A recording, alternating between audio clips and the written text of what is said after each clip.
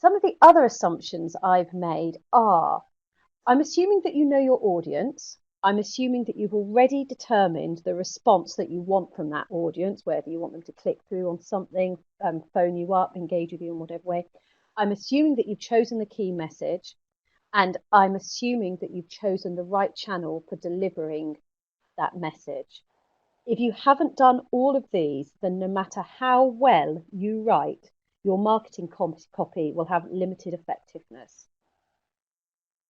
So today is about you feeling that you've written your marketing copy, you've covered all of these things off, but you're looking at it and you're thinking it's not there. You want to make it better. It could be better. It could be a little bit tighter, a little bit flabby. It could read better, more to the point, but you're not quite sure how to do this. So today we're going to look at 7 tooltips for you to apply to your copy that's already written. But first, why have I chosen the phrase tooltips? Written language is a communication tool. Before we begin, I want to emphasize that written language is a communication tool in its own right. The best copywriters understand that, and they have mastered this specific tool. It's different to spoken language, and it needs to be treated as a separate skill. In spoken language, we can use tone of voice or volume to make a point. With written language, we don't have any of that. We have to use other techniques to communicate clearly. That's what this session is about.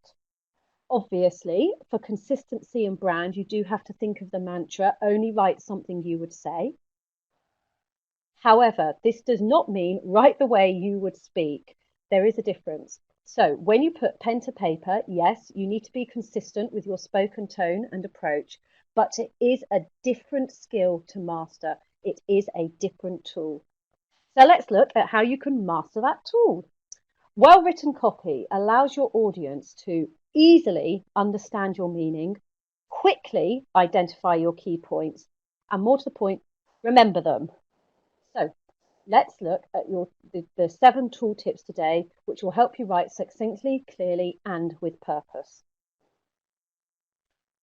The 7 we're going to run through are 1, be succinct. 2, be positive. 3, clear or fuzzy. 4, swap we for you. 5, minimize subclauses. 6, to be or not to be. 7, spot sneaky repetitions. So let's go. Tooltip 1, be succinct. Your audience is time poor. They're probably skim reading, and even worse for us, they're probably skim reading on a small screen.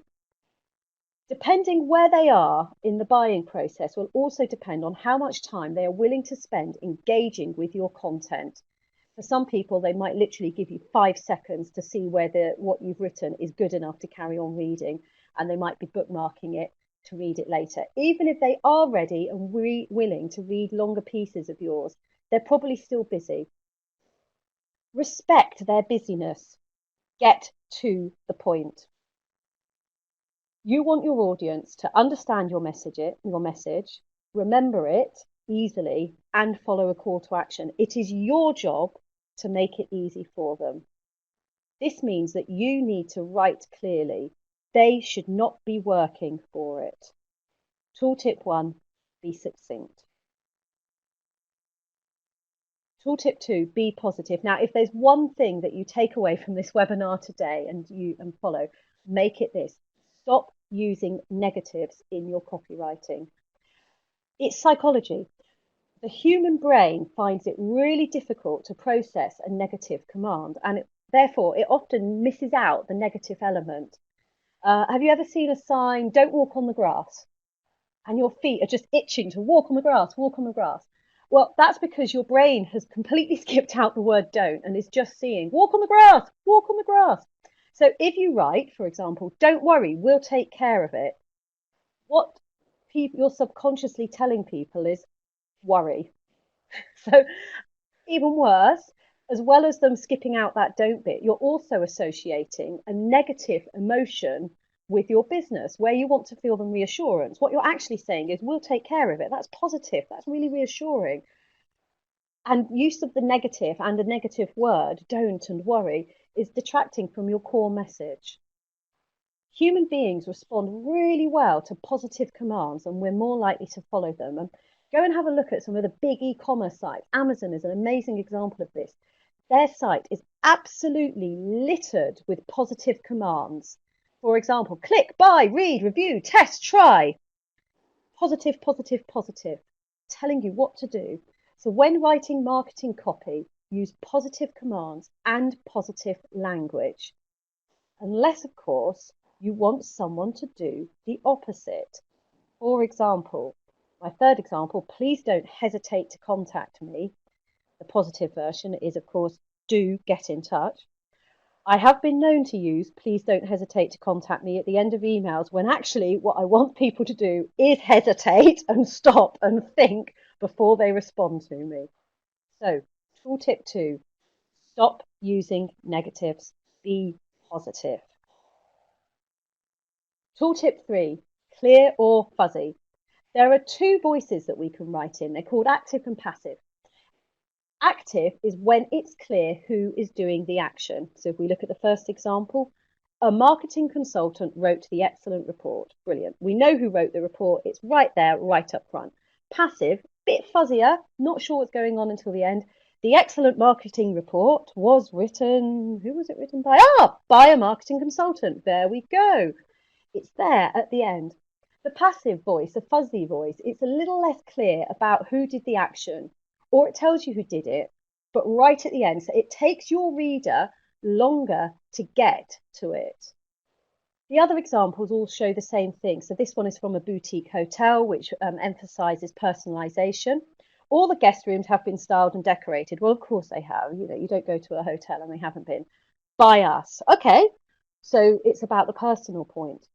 Actually, a much clearer way of writing that would be we styled and decorated all the guest rooms. Straight to the point, we understand who is doing the action, and more to the point, it emphasizes that branding of personalization. However, make a choice. There might be times when you want to be a little bit fuzzy about who has done an action, or you want to be a little bit unclear. For example, Cara noted that this piece of copy was appalling. Well, Cara might not want to put her name to that. She might prefer to write, it has been noted that. A little bit fuzzier. Politicians are actually incredibly good at using the passive voice. So you'll see what I mean when you next listen to them speak or read something they write. Again, you might want to be fuzzy, use the passive voice to protect somebody. Cara submitted a complaint on, well, Cara doesn't really want it to be known that she was the person that submitted the complaint. So it might be better to protect Cara and say the complaint was submitted on. Finally, if you're wondering about the difference between passive and active, fuzzy and clear, think about what children say. Children don't say, it's broken, or I broke. Children don't say, I broke it. They say, it's broken, fuzzy, opaque. If you're wondering if something is passive or active, the trick is, can you add by me in there? The excellent report was written by me. All the guest rooms have been decorated by me. That means it's passive. That means it's fuzzy. So tooltip 3, clear or fuzzy, make your choice.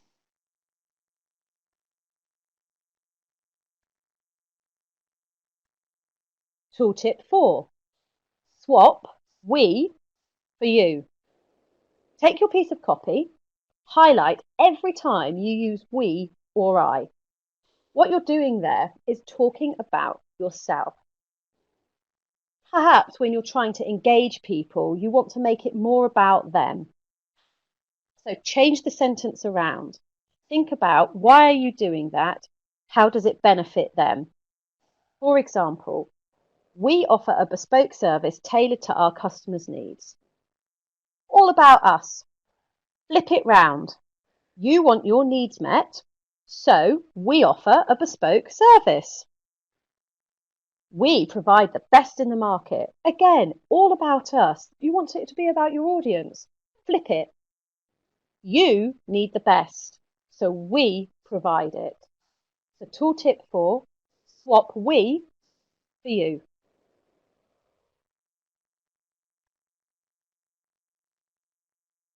Tooltip 5, minimize subclauses.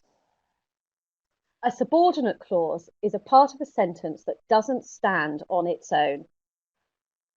In this example, which I actually took from an article in a magazine, and I did anonymize it slightly, there are 3 subclauses with an additional one in the brackets.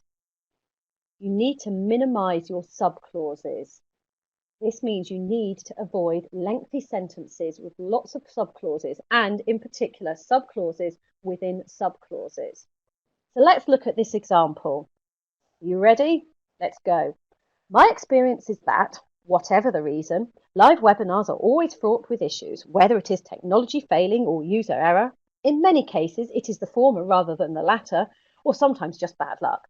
So it's always important to have a contingency plan. Wow! What is the author trying to say here? What's the key thing? Their key point is, right at the end, have a contingency plan. Gosh, how much effort has it just taken us as readers to figure that out? And the reason it took a long time to figure it out is because there are lots of subordinate clauses in there, lots of subclauses. First of all, the mistakes the author made.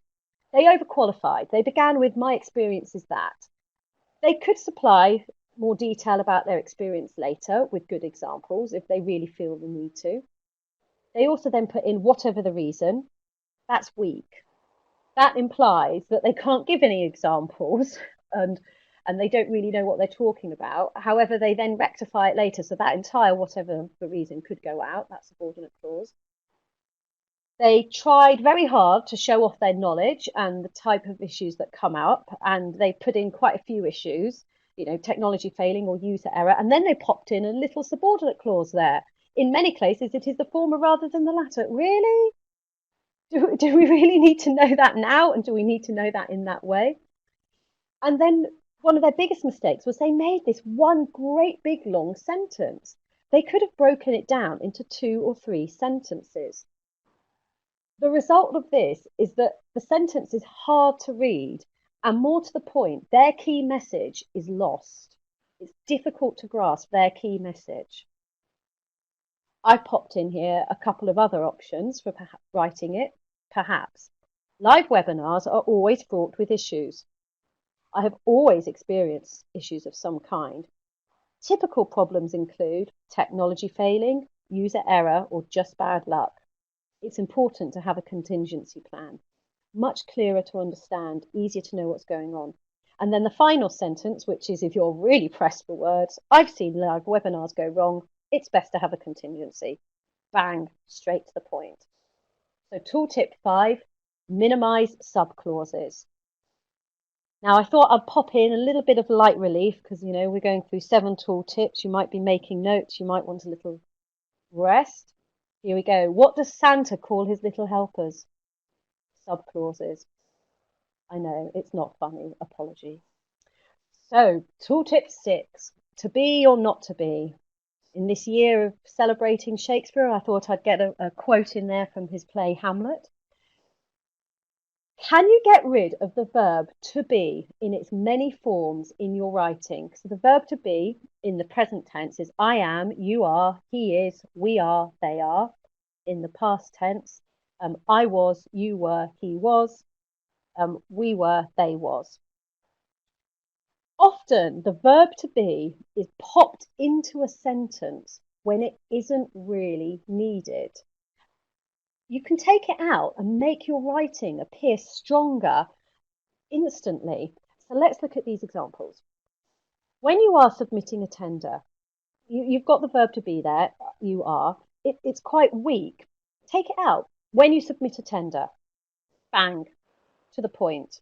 And importantly, if you're up against word count, 1 word less. We need to be focusing promotional efforts. Okay, to be or not to be.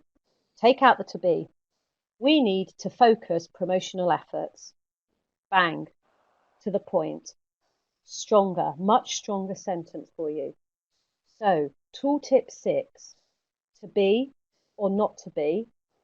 Find that verb that isn't needed and get rid of it.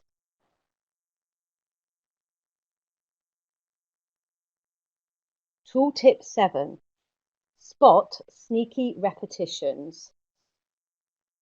Repeating an idea or concept, even if you're using different words, positions your copy as weak. It implies that you don't have enough relevant things to say. It can also imply that you don't have a good grasp of language, which, depending on what you're writing for, can be quite important, especially if you're writing a brief, a report, an important letter. You want to come across as in complete control. So let's look at some examples of sneaky repetitions. First of all, our services are provided with great customer service and giving customers what they need. Services repeated twice. Customers repeated twice. It's just clunky. Change it to, we always provide our customers with great service while meeting their needs. So you just use the word customer and service once. Obviously, if you wanted to change the we around, we could then flip that so that it could read, our customers want great service, so we provide it while meeting their needs. Another sneaky repetition is when you repeat an idea in the words. It's called tautology. So the way that I always remember tautologies is the wet sea. You don't need the word wet in there when describing the sea because the sea is wet. It's just a redundant word. Same here. How many of you have seen this? Gosh, if I had £1 for every time I read about our new innovative product. If something is innovative, it's new. So you either need our new product or our innovative product. You do not need both words. That's a sneaky repetition.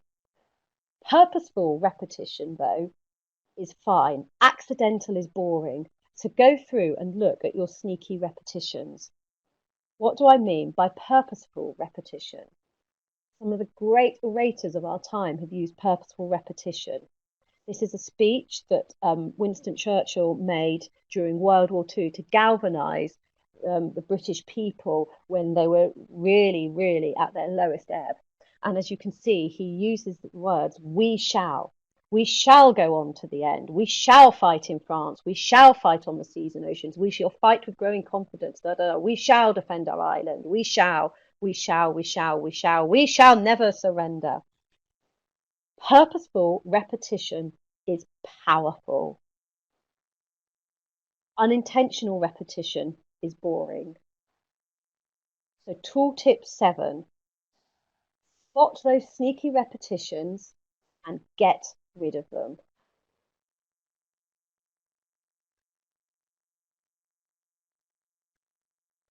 So 7 tips for mastering the written language. Number 1, be succinct. Number 2, be positive rather than negative. Number 3, clear or fuzzy, which is effectively active or passive. Make a choice. Use it intentionally. Tooltip 4, swap we for you. Make it all about your audience. Make it all about the person that you are writing for. Tooltip 5, minimize subclauses. Keep your sentences short, to the point, and decide what the key thing is you want to say and make sure that people can figure that out quickly and easily. Tooltip 6, to be or not to be. Can you go through and take out the verb to be in its different forms just to make your copy that bit stronger? And tooltip 7, spot sneaky repetitions. Repetition of words and repetition of ideas. Unless, of course, you are using repetition intentionally. Now, there are some tools out there that will help you determine how strong your writing is and how good your copy is. If any of you are using WordPress, you can use Yoast SEO, which is a WordPress plugin. So you plug it in and it will analyze what you have written. And as you can see, it will give you a score, red, amber, and green. and it will tell you what's readable, if it's readable, and why. So it gives you advice. So the first one is the copy scores 59.3 in the Fleitch Reading Ease test, which is considered fairly difficult to read. Then it gives you some advice. Try to make shorter sentences. Then if you look at the next piece, 28.2% of the sentences contain more than 20 words, which is more than the recommended maximum. Try to shorten your sentences. So as you can see, it goes through and it looks at some of the things like sentence length, how many subclauses you're using, and it will give you that instant feedback. Obviously, what you're looking for is all greens there. So some of the greens are, none of your paragraphs are too long, which is great. 8.2% of the sentences contain a passive voice, passive, fuzzy. The book was read by me. The marketing copy was written by me, fuzzy. Passive voice, which is less than or equal to the recommended maximum of 10%. It's saying only 10% of your sentences should be written in the passive, in the fuzzy voice. So I would recommend Yoast SEO WordPress plugin to check what you've written. Another good place to go is the Plain English campaign. This is an entire campaign dedicated to helping companies write clearly. It gives you training, it's got guidelines, it's got booklets, it's got tools, tips, courses, help, advice, and you can always, you're also able to get the Plain English campaign Diamond Star accreditation for all of your documentation. It's an absolutely fantastic resource and a really, really good place to start. So that's the end of my 7 tips to take your marketing from good to great. Now it's over to you. And if I was being mean, I would say don't hesitate to ask me any questions. But of course, I'm not going to be mean. I'm going to say, please do ask your questions now. Thank you very much, everyone. Okay, thank you so much, Carla. So if you have any questions, please feel free to type them in the chat area. We're going to stay on the webinar for a couple more minutes if you have any questions. And then, of course, you can get in touch with us as well if you need any further information.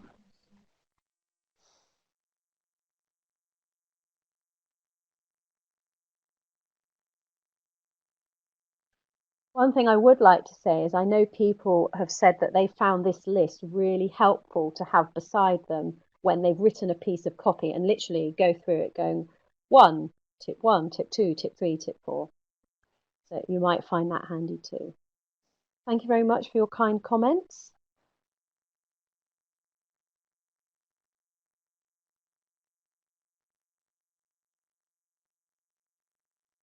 Okay, any questions?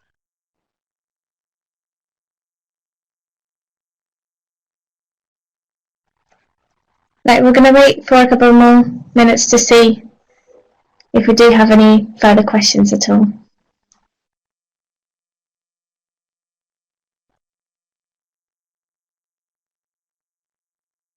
Okay, so Hannah has just asked, do you find that it differs between B2B and B2C? I find that it differs between audience, to be honest. So it depends what message you're trying to give and who you're trying to give to. So, for example, I worked in the public sector in the fire and rescue service, and there were certain things that we had to be obscure about. So you couldn't say, for example, we are investigating this fire with the police. You had to say, the fire is being investigated. And the reason for that was you didn't want to know that there was a possible criminal element going on. You didn't want to know people to know that there was suspected arson. So that was a case of the audience. Obviously, when we were dealing with sensitive matters as well, perhaps somebody had died, you had to be quite cautious about what you used. So that would then be, we wrote a lot in the passive voice, and we also wrote a lot with subordinate clauses, I'll be honest, in some cases, just to try and keep certain things confidential and certain sensitive material under wraps. So it's more, there's not so much a difference between B2B and B2C. It depends on your audience and the message you're trying to get over. Does that help, Hannah?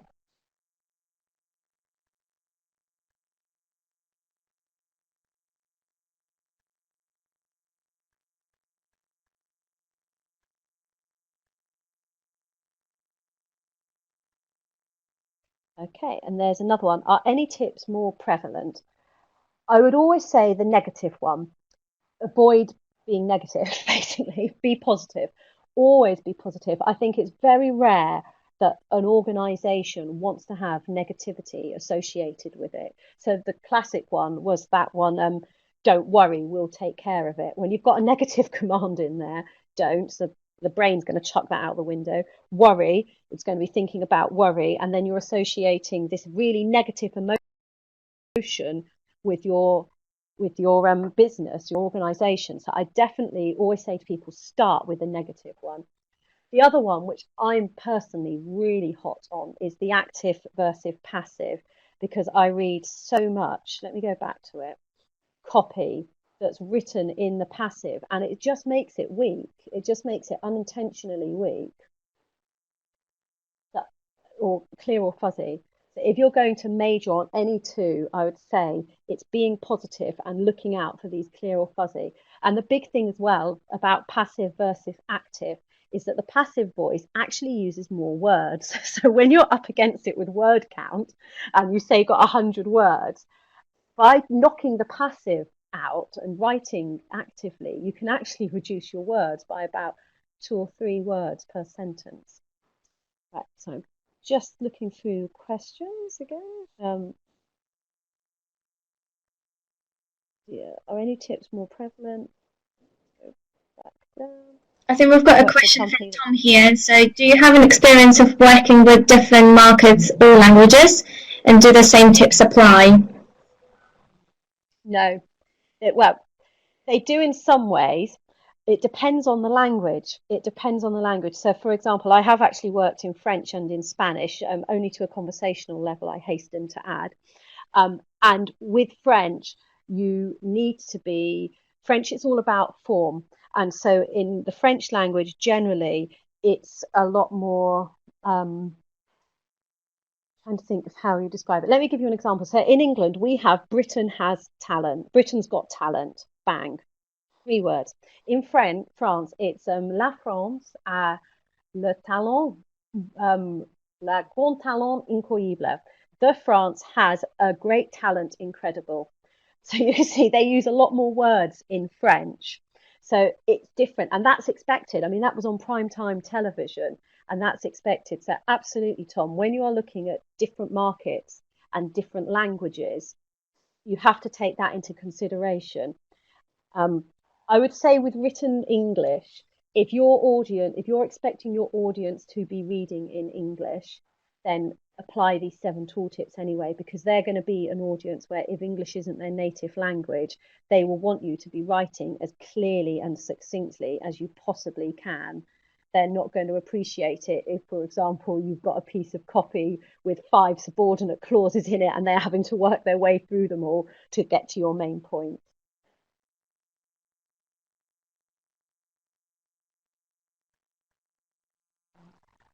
Okay, are there any other questions? Perfect. So we're just waiting for the last seconds to see if there are any further questions at all. Okay, I think we can end the webinar here. Of course, if you have any further questions, feel free to contact us. Otherwise, thank you so much for attending this webinar, and we look forward to welcoming you on further webinars as well.